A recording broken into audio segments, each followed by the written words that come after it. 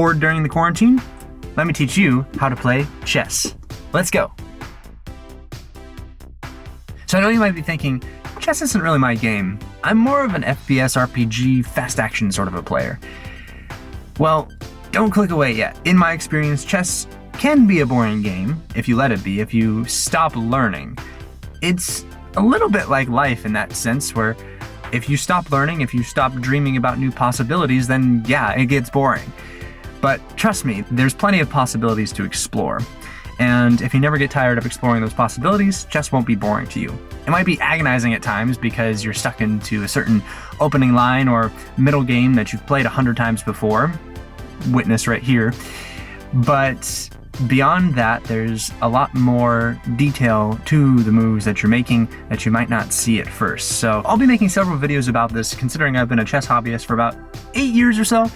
And I really enjoy the game. I love the depth of it, and I want to share that with you guys. But first, before you can understand and appreciate any of that, I've got to teach you the basics.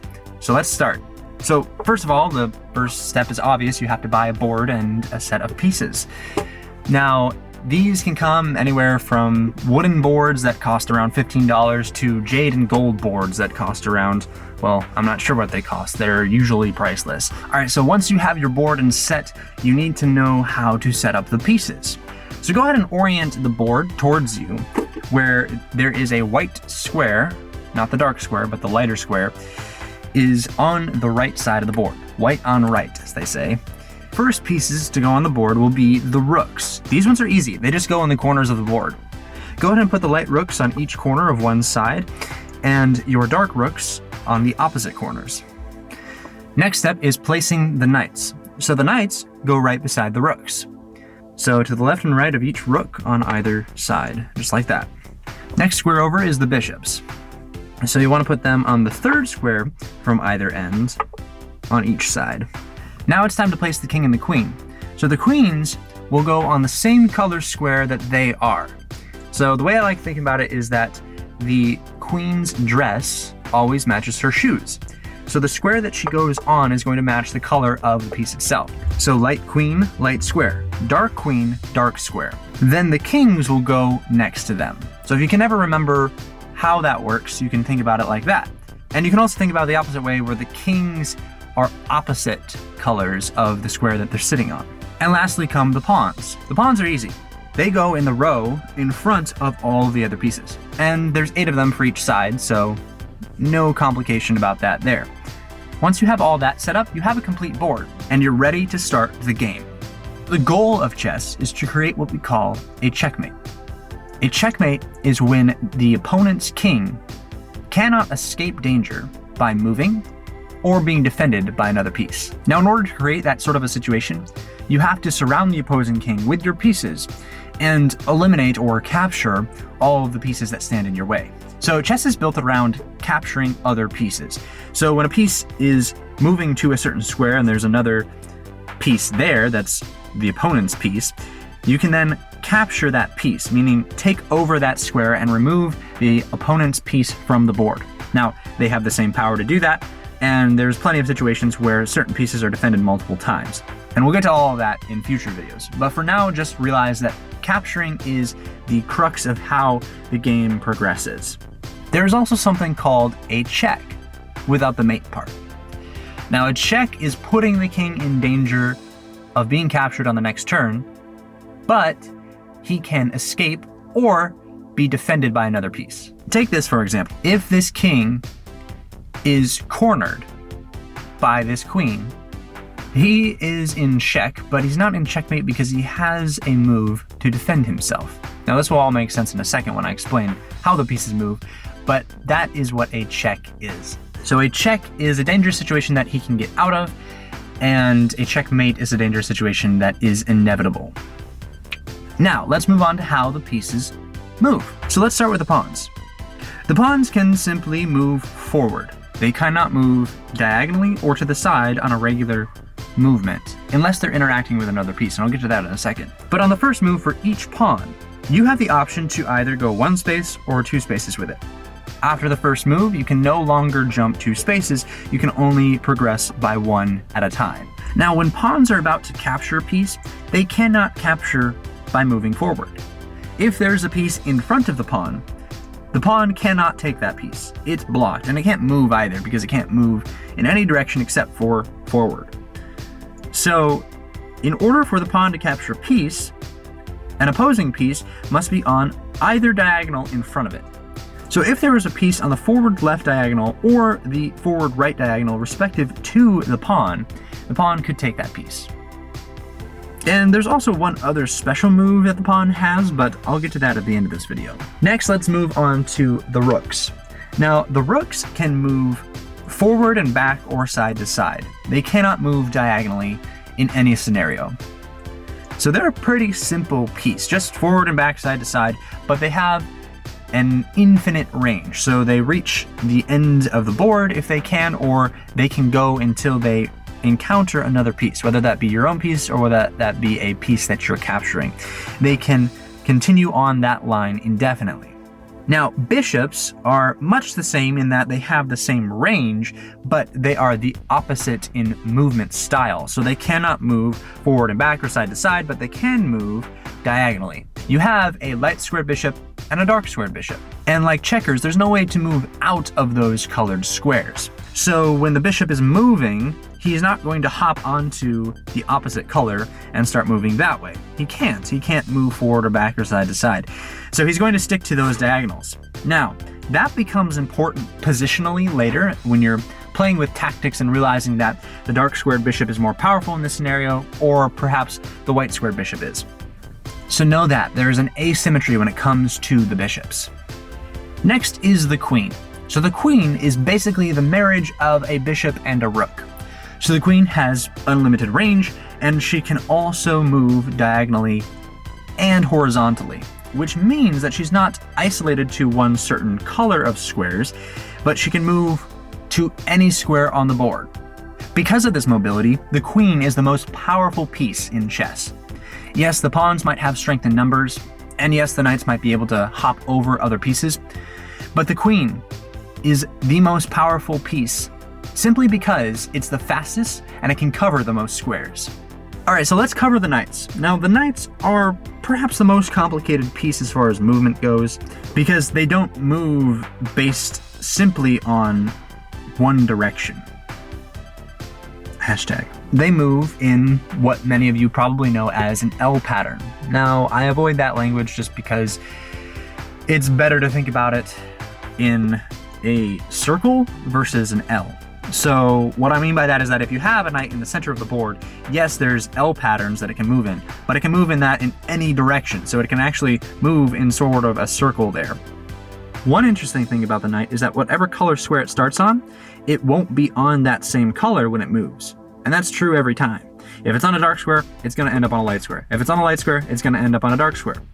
And the way it gets there is by moving either one and then two horizontal squares. So it can move one forward, two to the right, one forward, two to the left, one backward, two to the right, one backward, two to the left, and so on. It can also move two first and then one. So it can move two forward, one to the right, two forward, one to the left. You get the idea. So yes, there is that L pattern there, and if that helps you think about it, go for it. But I encourage you to think about it like this. It is a circle of opposite colored squares. And once I put that in my head when I was a novice back when, that helped me so much see all the possibilities of the knight. And like I said, the queen is the most powerful piece, but the knight is the most deceptive. It's the most surprising. It's the one that comes in right at the end when you're least expecting it to provide that extra positional attack, that extra threat. Watch out for the knights. They are sneaky. All right, so the king can move one square in any direction. Got it? Cool, good. That's super simple, where he can move in any of the 8 directions, one square at a time. Now, the only caveat with king's movement is that the king cannot move in danger of another piece. So if a queen is, say, over here and a king is here, the king can't move to this square because the queen would take him on the next turn. That would be considered an illegal move because it would end the game right away. So instead, the king doesn't have that option. He has to go to a square where the queen is not aiming. And same is true for every other piece that's protecting a square, the king can't move into those protected squares. Other pieces can, and you can use this ability with the other pieces to do some subversive tactics in order to sacrifice, in order to gain a positional advantage. But you can't do that with the king. Okay, so let's cover pawn promotion. So the pawns are very diligent workers. They're working on the farm, they're doing their due diligence. But they have dreams of success. They have dreams of becoming more than what they are, of ascending the ranks into royalty even. And this is what we call pawn promotion. So what happens if the pawn reaches the end of the board?